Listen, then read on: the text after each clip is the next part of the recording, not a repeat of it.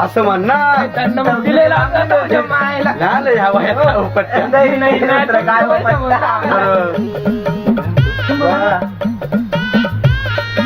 काही गावात भांडणं तळणं चालू आहे का?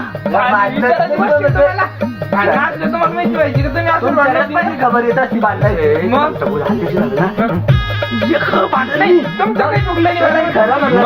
भांडण लावायचा अण्णांना मिटवून जायचा.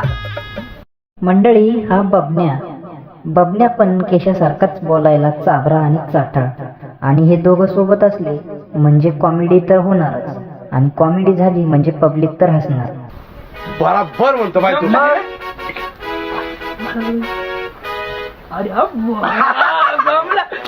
आता उद्या पारावर दिवस उद्या अगोदर तंटा झालाच पाहिजे.